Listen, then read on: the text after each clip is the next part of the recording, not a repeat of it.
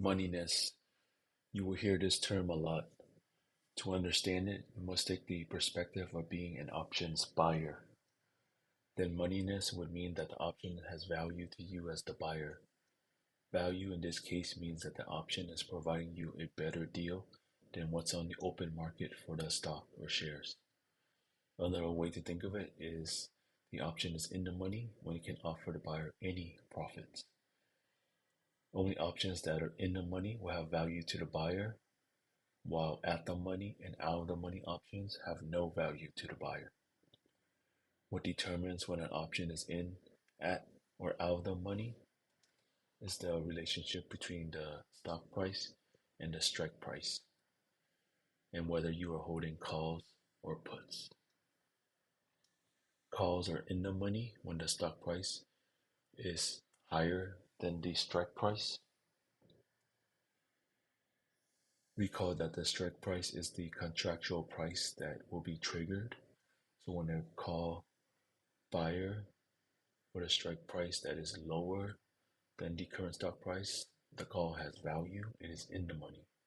The person holding the call can exercise it, meaning that they get to buy it at the lower strike price, and then they get the shares and go in the open market and sell it at the higher stock price, and then they profit from that difference.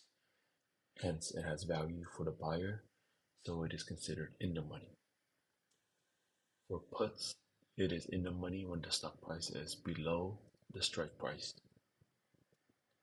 When you are a buyer of a put, you are bearish. You want the stock to go down. If you hold a put option with a higher strike price than the current stock price, you will profit from that difference. That's the value, and hence it is in the money. At the money options is or when the stock price is equal to the strike price, and this is both cases for calls and puts. So that's easy to understand. If somebody say to go buy at the money, calls or puts, you just pick the calls or puts with the strike prices near the current stock price. Out of the money options are the opposite scenario of in the money options, of course.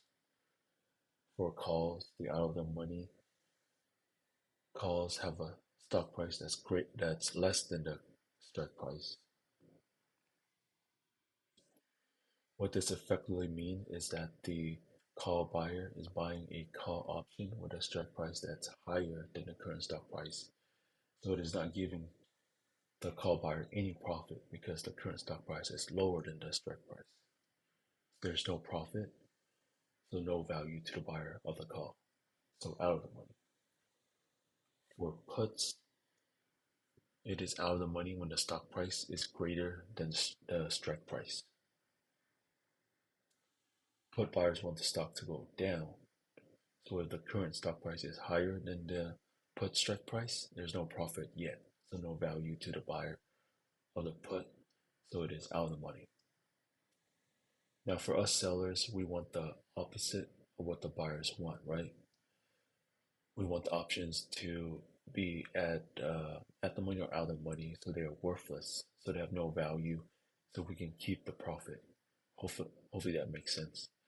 As sellers or shorters, you want the option premiums prices to go down. You make money by selling high and buying back lower, or you collect 100% of the premium as profit if it expires completely worthless or zero. And options at the money are usually pennies at expiration, and out of the money are completely worthless at expiration. So interesting dynamics when you're a buyer or seller of options. If you're an option buyer, you want to be in the money. If you're an option seller, you want it to be at the money or out of the money, where it has no value to the buyer.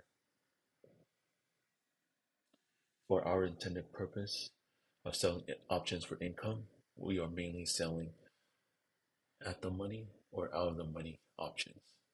So right at the get-go, they have no value to the buyers, and we wanted to keep it that way until expiration so we can keep all the premium as profits. We're going after the buyers who are overly optimistic or overly pessimistic on their stock. They think that the stock will be above their call strike price, by expiration, or they think the stock will be below their put strike price by expiration. So they would buy these at the money or out of the money options with low probabilities, and by expiration, their thesis and their prediction fails. And if the options are at the money and worthless, then we, the sellers, keep the premium we collected as profits.